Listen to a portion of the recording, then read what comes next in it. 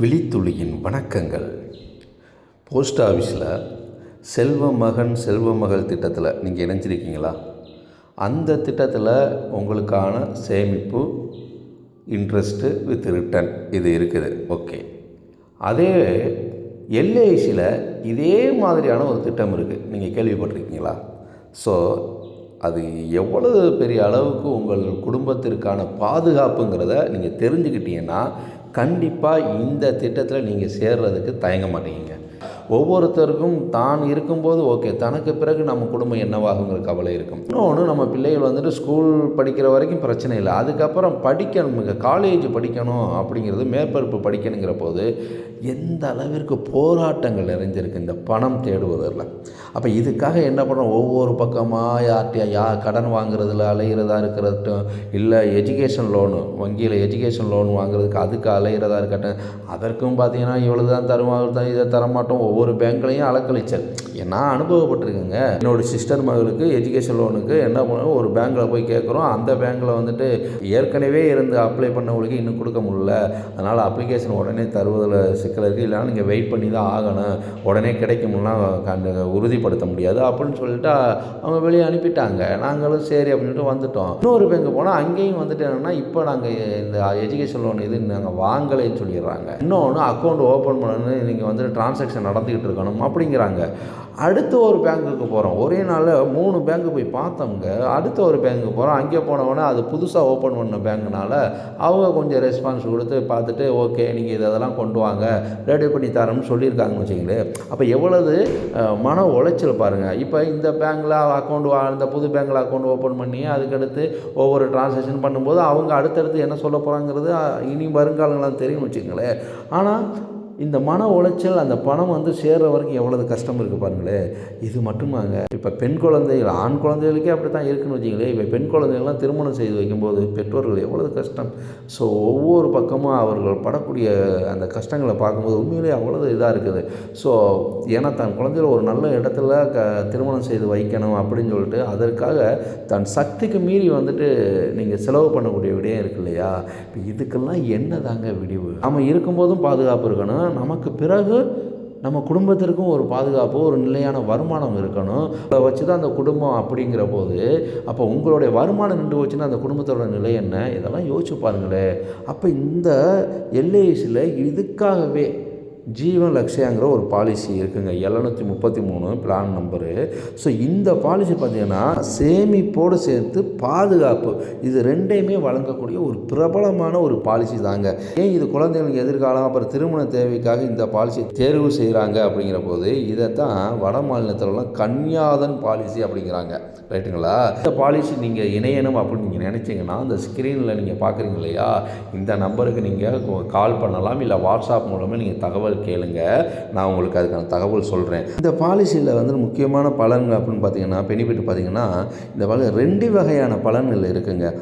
ஒன்று முதிர்வு பலனும், இன்னொன்று இறப்பு பலன். இப்படியான 2 விதமான பலன் இதில் இருக்குது. ஸோ நீங்கள் முதிர்வு பலன், இறப்பு பலன் சொன்ன உடனே இதுதான் எல்லா இதுலையும் இருக்கிறது தானே எல்ஐசியில் அப்படின்னு நீங்கள் நினைக்கலாம். ஆனால் உங்கள் குடும்பத்துக்கான ஒரு வருமானம்னு ஒன்று இருக்கு இல்லையா, உங்களுக்கு அப்புறம் ஒரு வருமானம் பாதுகாப்புங்கிறது அது என்னங்கிறத நீங்கள் தெரிஞ்சுக்கிட்டால் தான் உங்களுக்கு எந்த அளவுக்கு இந்த பாலிசியில் நம்ம இணையணும் அப்படிங்கிறது உங்களுக்கு தோணும். முதிர்வு பலன் அப்படின்னா, இப்போ நீங்கள் பாலிசி காலம் முடியும் வரையே நீங்கள் உயிரோடு இருக்கீங்கன்னு வச்சிங்களேன். பாலிசி முடியும் போது வந்து பார்த்தீங்கன்னா உங்களுக்கான தொகை கிடைக்கும். அது எப்படி கிடைக்கும் பார்த்தீங்கன்னா, அடிப்படை காப்பீடு தொகை, அதாவது பேசிக் சம்மர்சூடு வந்துட்டு, இப்போ நீங்கள் வந்துட்டு இந்த பாலிசியை பொறுத்த வரைக்கும் பார்த்தீங்கன்னா குறைஞ்சபட்சம் 1 லட்சம் சம்மர்சூடு எடுக்கலாம், அதிகபட்சம் எவ்வளவு வேணாலும் எடுக்கலாம். ரைட்டுங்களா? அந்த இப்போ நீங்கள் ஒரு 5 லட்சம் எடுக்கிறீங்கன்னா அந்த 5 லட்சம் சம்மர்சூடு கூடுதல் போனஸு. ஸோ இதுக்கான போனஸும் அடுத்து இறுதி கூடுதல் போனஸ், இறுதி நீங்கள் எடுக்கும்போது உள்ள அந்த கூடுதல் போனஸு இதோடு சேர்த்து உங்களுக்கு கிடைக்குங்க. நீங்கள் நலமுடன் இருக்கும்போது இந்த பாலிசியில் இணைந்து, அதே மவுத்துங்கிற போது, அதான் இறப்புங்கிறது பொதுவாகவே இயல்பு தானே. ஸோ அப்படி இருக்கக்கூடிய சூழல் உங்களுக்கு அப்புறம் உங்கள் குடும்பத்தினருக்கு வருமானம் இல்லாமல் கஷ்டப்படுவாங்க இல்லையா? ஸோ அந்த கஷ்டத்தை போக்குவதற்காக உடனடியாக அதோடைய இழப்பு, நீங்கள் எவ்வளவு வந்துட்டு பாலிசி எடுத்திருக்கீங்களோ ஸோ அந்த பாலிசி தொகையை உடனடியாக கொடுத்துட்றாங்க. இதில் ஒரு வேளை வந்துட்டு விபத்து நடந்துச்சுன்னு வச்சுங்களேன், அது டபுள் மடங்காக கொடுத்துட்றாங்க. உங்களுக்கு அப்புறம் உங்கள் குடும்பத்தினருக்கு வருமானம் இல்லாமல் கஷ்டப்படுவாங்க இல்லையா, அவர்களுக்கு உங்களுக்கு வருடம் உங்களுடைய சம்மர்சடு தொகையில் இருந்து உங்கள் குடும்பத்திற்கு ஆண்டுதோறும் வருமானம் கிடைக்குங்க. ஸோ நீங்கள் எத்தனை வருஷம் நீங்கள் இந்த பாலிசி எடுத்துருந்தீங்களோ அந்த முதிர்வு காலத்தில் மொத்த தொகையும் கொடுத்துருவாங்க. ரைட்டுங்களா? சரி, இதுக்கு வந்துட்டு நான் உதாரணமாக உங்களுக்கு தெளிவாக சொல்கிறேன் பாருங்களேன். ஸோ அதுக்கு முன்னாடி பார்த்திங்கன்னா இதில் இணைவதற்கு வந்துட்டு 18 வயதில் இருந்து 50 வயது வரைக்கும் உள்ளவங்க இணையலாம். என்னங்க இது குழந்தைகளுக்கான பாலிசின்னு சொல்கிறீங்க, ஆனால் 18 வயதுலேருந்து 50 வயதுங்கிறீங்களே அப்படின்னா, இது குழந்தைகள்னால் உங்கள் குழந்தைகள் பாதுகாப்புக்கு உங்கள் பேரில் நீங்கள் போட்டு வைக்கிறது. ரைட்டுங்களா? நீங்கள் உங்கள் பேரில் இதை இந்த சேஃப்டி பண்ணிக்கிட்டிங்கன்னா உங்கள் குழந்தைகளுக்கு அந்த காலகட்டங்களில் இதை பயன்படுத்திக்கலாம். இதில் 13 வருடத்தில் இருந்து 25 வருடம் இதற்கான காலம் டேம் நீங்கள் செலக்ட் பண்ணிக்கலாம். ஸோ குறைந்தபட்சம் 13 வருடம் நான் கட்டணம்னு செலக்ட் பண்ணிக்கலாம். இல்லை அதிகபட்சம் 25 வருடம். ஸோ நீங்கள் 13 இருக்கட்டும், 14, 15, 16 இப்படியே 25 வருடத்தில் நீங்கள் எத்தனை வருடத்துக்கு நீங்கள் டேம் எடுக்கிறீங்களோ நீங்கள் எடுத்துக்கலாமுங்க. ஆனால் இதில் முக்கியமானது பாருங்கள், இப்போ நீங்கள் 20 வருடத்திற்கு இந்த டேம் எடுக்கிறீங்கன்னு வச்சிங்களேன், நீங்கள் 20 வருடமும் நீங்கள் பணம் பிரீமியம் தொகை கட்ட வேண்டியதில்லை, 17 வருடம் கட்டினா போதும். அப்போ அந்த 3 வருடங்கிறது ஸோ உங்களுக்கான ஒரு பெனிஃபிட்டு தானே. அப்போ 20 வருடம் நீங்கள் எடுத்திங்கன்னா 17 வருடம், 15 வருடம் நீங்கள் எடுத்திங்கன்னா 12 வருடம். ரைட்டுங்களா? ஸோ இப்படியாக நீங்கள் கடைசி 3 வருடம் நீங்கள் பாலிசி தொகை கட்ட வேண்டியதில்லைங்க. ரைட்டுங்களா? இதில் 2 வகையான பெனிஃபிட் இருக்குன்னு சொன்னோம் இல்லையா? இதில் பார்த்தீங்கன்னா இப்போ உதாரணமாக நான் சொல்கிறேன் பாருங்களேன். இப்போ ரவிங்கிறவர், இவருக்கு 30 வயசு ஆகுதுங்க. இவர் காப்பீட்டு தொகை வந்துட்டு 10 லட்சம் எடுக்கிறாரு. இந்த சம்மர்சூல் சொல்கிறாங்க இல்லையா, குறைந்தபட்சம் 1 லட்சம் அதிகபட்சம் எவ்வளோ வேணாலும் இருக்கலாம்ட்டு, அப்படி இவர் 10 லட்சம் எடுத்துடுறாரு. பாலிசி காலம் எத்தனை ஆண்டு எடுக்கிறாருன்னா 25 ஆண்டு இவர் எடுத்துக்கிறார். இதில் இவர் கட்டக்கூடியது எத்தனை வருஷத்துக்கு தான்? 22 வருஷத்துக்கு தான் கட்டுவார். கடைசி 3 வருஷம் இவர் கட்ட வேண்டியதில்லை. ரைட்டுங்களா? இப்போ 2 விதமான பெனிஃபிட் சொன்னோம் இல்லையா? இப்போ இவருக்கு முதல் பெனிஃபிட் முதிர்வு தொகைன்னா, இப்போ இந்த 10 லட்சம் இவர் காப்பீடு தொகை எடுத்திருக்கிறாரு. ஸோ 30 வயசு இவருக்கானது 25 ஆண்டு வந்துட்டு பாலிசி காலம் எடுத்திருக்காருன்னா, இவர் உயிரோடு இருக்கக்கூடிய பட்சத்தில் அவருக்கு 25வது ஆண்டில் 10 லட்சம் கிடைக்கும். அவர் காப்பீட்டு தொகை எவ்வளவு செலக்ட் பண்ணார்? 10 லட்சம். அந்த 10 லட்சத்தோட போனஸும் சேர்த்து மொத்தமாக பார்த்தீங்கன்னா தோராயமாக 26 லட்சம் அவர் அந்த 25வது வருடத்தில் வாங்கலாமுங்க இவர் இருக்கும்போது. ரைட்டுங்களா? சரி, அதே அவர் தவறிட்டாருன்னா அப்போ இவர் ஒரு 5 வருஷம் பாலிசி கட்டிட்டார். 25 வருஷம் போட்டிருக்காரு, ஆனால் இவர் கட்டினது எத்தனை வருஷம் தான்? 5 வருஷம் தான் கட்டியிருக்காருன்னா, இப்போ அவருக்கு பிறகு அந்த குடும்பம் எவ்வளவு சிரமப்படும். ஏன்னா இவரை நம்பியே வாழ்ந்தது தானே. இப்போ இதைத்தான் எல்ஐசி என்ன பண்ணுறாங்க, அந்த குடும்பத்திற்குன்னு ஒரு வருமானம் வேணும் அப்படின்னு சொல்லிட்டு இவர் 5 வருஷம் கட்டினதுக்கப்புறம் அடுத்து 1 பைசா கூட அந்த குடும்பத்தினர் பணம் காப்பீடு தொகை கட்ட வேண்டியதில்லை. அந்த 5 வருஷம் கட்டின அந்த தொகையை வந்துட்டு கொடுத்துட்டு இதோட கணக்கு முடிஞ்சிச்சுன்னு சொல்ல போகிறதும் இல்லை. அதுக்காக என்ன பண்ணுறாங்க, அந்த குடும்பத்திற்கான ஒரு பலன் வேணும் இல்லையா? அதனால் 6வது வருஷத்தில் இருந்து 25 ஆண்டு இவர் பிரீமியம் காலம் எடுத்திருக்காரு. அப்போ 6வது வருஷத்தில் இருந்து 24 வருஷம் வரைக்கும் இவருக்கு 1 லட்சம் கிடைக்கும். எப்படி? அதாவது இவர் 10 லட்சம் சம்மர்சூல் எடுத்தார் இல்லையா, அதில் 10%னா 1 லட்சம். ஒவ்வொரு ஆண்டும் 1 லட்சம் அந்த குடும்பத்திற்கு கிடைக்குங்க.